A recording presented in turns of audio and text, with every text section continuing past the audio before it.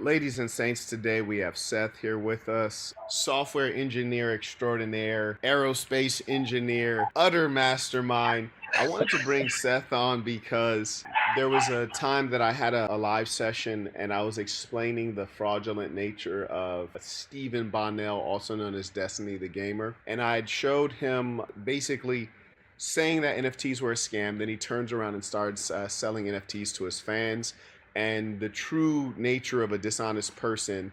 I call him a scammer, show the evidence, and then he just says, well, you're a scammer. I was like, how's that? And he says, you scammed your fans on an NFT. I was like, no, actually, I had a whole conference. Seth was there as the technical lead, and we taught folks how to create crypto, how to create NFTs from scratch. And so I want to bring on Seth to have a discussion about that. Also, for everyone watching, if you are one of the haters and you are convinced that I've scammed in some way, you can send in your $50 and we will let you come on and explain the scam. Like, we'd love to hear the evidence of the scam. We're all ears. Seth, I'm going to go ahead and yield the floor to you to introduce yourself, and then we'll have the conversation.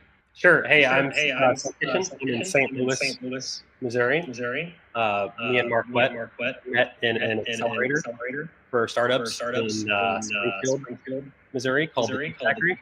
Actually sporting the shirt still. But we became pretty good friends while we were there. And one day he reached out and said, hey, I'm hosting a conference. And he's like, would you like to speak? What would you speak on? And I said, I'm really into crypto right now. I'm learning all the CLI, the command line interface to generate a wallet and then generate your own coin. And then once you have your own coin or token, you can generate NFTs on top of them. This was like right at the hype of all of that when Solana was at like $300 a token or a coin. Since then, it's dropped off dramatically, but every once in a while, like I think Bitcoin's at like a 52-week high right now. So crypto is still kind of there. It's not as big as it was when we did the conference, but I think it's still pretty big. As far as previous experience, I'm a software engineer at a lot of different companies. Worked in Fortune 500. I worked at Fortune 1, which is Walmart. I went to engineering school at Missouri S&T. Can do rockets, can do all that kind of stuff. So super confident in my technical capabilities, and I was able to come to the conference and teach a lot of people about it. And I'm sure if you bought the PowerPoint afterward, it had exact instructions on how you could set up your own coin. I had some consultations with some people afterward that are setting up their own gig. And some of the people that I had consultations with have gone on to make hundreds of thousands of dollars more than they were when I met them. So super proud of the stuff that we're doing here. Peace to the Saints. Love it that I'm able to say all this to you guys. I think it's hilarious that you just happen to be in a place called St. Louis. It's a beautiful thing. And one thing that I want to note to you is the man said, I can build rockets. God damn it. The man can build rockets. Just in case that slipped by you, you're dealing with a bona fide genius here. Yeah, his IQ is higher than all of ours added together. So have some damn respect. I just thought it was funny that I watched that Destiny clip and they were like making fun of you for saying that we built this wallet and everything in the CLI. They were saying, oh, I got my command line up. How am I supposed to do this? I was like, it's literally right there. Read the instructions. Like, what are you trying to make us stupid? Like, that's exactly how you do it. You can either put it on a USB drive. You can put it on your hard drive. You can, there's like cloud wallets you can put it in, but all this stuff can be accessed through a CLI for whatever blockchain you're working on. So it's ridiculous that these guys are coming on and making fun of you for saying that, yeah, we did this through the CLI. You guys saw it. It was in the terminals, all that stuff. So they're just defrauding you. It sucks. It's a total shame. And the funny thing, Seth, is that we're in an era now where you can have some dumb kid whose life is based on playing video games. He has no formal education. He doesn't even have informal education. He's not been through a boot camp of any sort, has no software pedigree whatsoever, has no startup background, has no business background. And then him and a multitude of imbeciles can come on and try to make fun of someone who's intellectually superior to them. And the strange thing is, I wondered, Seth, I was like, do the people watching know that these guys are lying and making up stuff, or are they also being fooled? You know what I'm saying? Well, it's definitely like an echo chamber, right? So if you watch this guy enough, then obviously they're gonna like try to support him. And so if he's attacking you, then they want to attack you too, so they can be part of the cool fan base sort of thing. And some of it's just like completely made up. Like like I said, it's kind of ridiculous the stuff they were throwing at you for no reason. You know, Seth, one thing I also want to mention to everyone, and that was an excellent introduction, by the way. Seth and I also have worked on a couple products together. Actually, like one of them we had did in someone that just reminded me in the live chat. You might not even remember this. We had did a session on how to create a business in 3 hours. Do you remember that one? Oh yeah, for sure. Yeah, so Seth and I got on a session similar to this one right here and basically said, okay, let's create a startup from scratch right now. We want a full product. We want to design the front end. We want a proper business model, get a revenue model together, slap up a website, and make this thing go live, put it on the marketplace. We ended up calling it Subscription Splitter. And that was a technology that allowed you to split the cost of certain subscription-based products like Netflix, for example. So you could, basically be a part of someone's Netflix family plan, and did this many years ago. Also, we worked on another product together called MyKey, which, similar to Fletch, was a software and hardware play that was doing some good numbers on that. And so, you want to tell the guys a little bit about MyKey? For sure. So it's like a Bluetooth keychain, kind of like Tile if you knew Tile. So this is like before Tile was really or a blanket or a icon and something else. To highlight to you guys, and I always talk about health, wealth, relationships. Relationships are critical, and I always talk about be good to good people. So be around good people who are productive, honest, and we formed that relationship there in Missouri, where we were both working out of the same office, and we're able to create businesses, and we've seen one another flourish since then. Honestly, Seth, when I look at my side and your side, it's just such a blessing to like, and you guys can't might not be able to tell right now. But like, for example, you see those beautiful windows in the background. Seth has a nice, big, huge, beautiful home, and he's still a very young man. Beautiful wife. Congratulations. And Seth has gotten married since, recently, since we were in Missouri. And, to see him flourish makes me really happy. And I feel like I was a part of that. He's been a part of my story. I've been a part of his story.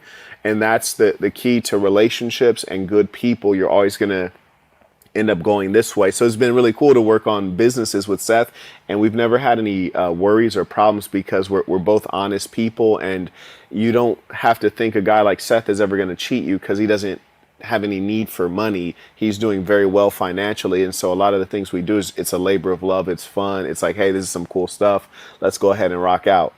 Because the truth is, for you to have access to someone like Seth, you'd have to be someone like me. And so if you don't have a significant technical background, if you haven't run tech startups, you're not going to meet someone like Seth. Did you say you worked at Fortune 1? Can you explain to someone what Fortune 1 is? Sure. So Fortune 500 is made up of all the companies making the most revenue in the world, right? It's In obviously the world. I'm just going to echo. Go ahead. So, Walmart has the most revenue coming in. So I'm not sure if they're as profitable, right? Because they have the brick and mortar stuff to work on. So Fortune 500 isn't based off profit. In that case, it's probably like Amazon, right? Because they don't have brick and mortar. But so both Walmart and Amazon are up there. These are usually in the stock market, right? They're the stocks that are driving the majority of the S&P 500 and other indexes like that as well, just because they're generating the most revenue.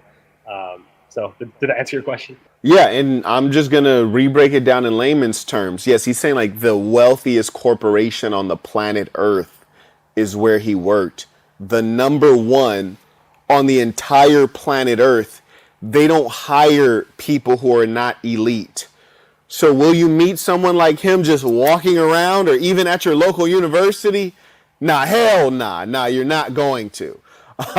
So when you can get some time from someone like that, it's going to accelerate your life because his experience and perspective is truly unique and seasoned.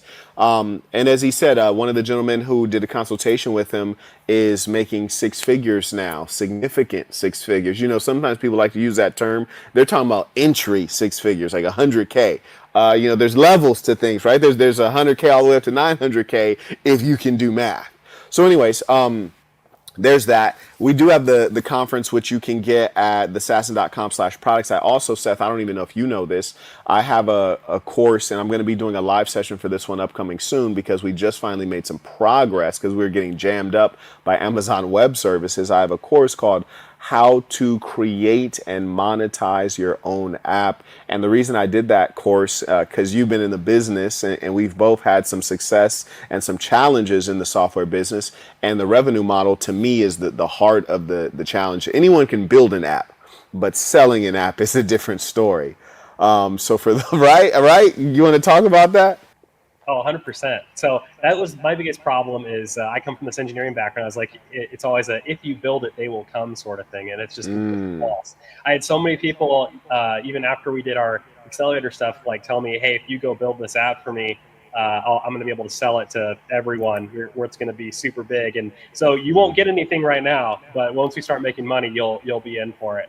And they promise you that kind of stuff. And then you build it for them. And then they try to go sell it and they fall flat on their face. You're like, oh, I just wasted some time. So when you go into those type of projects, you have to be like willing to just like do it for the learning and do it for the, the fun of it. So make sure you're interested in whatever you're going into.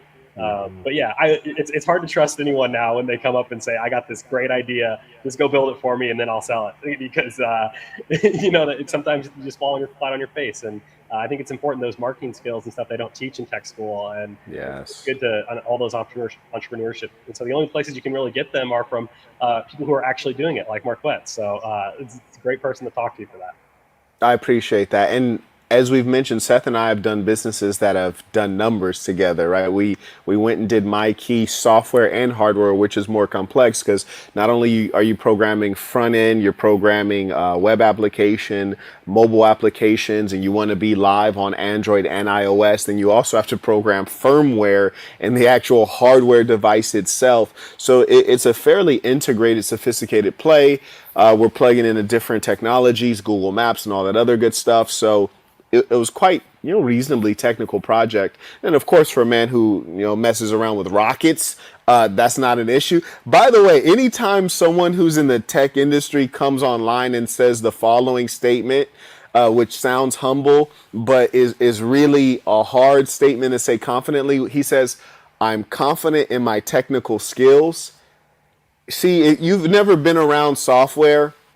That didn't really land on you guys, but it should land because when someone can say that, you're extraordinarily confident because people will ask you about any random thing, and just to feel like you can like talk about it is pretty significant because I mentioned firmware. Some people are like, what the hell is firmware?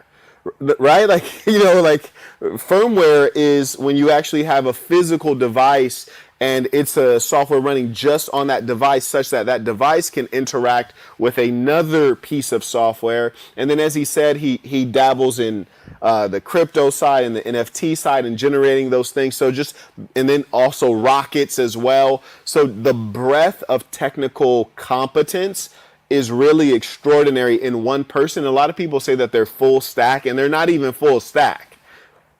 Seth, I'm gonna yield the floor right now. Just catch these people up.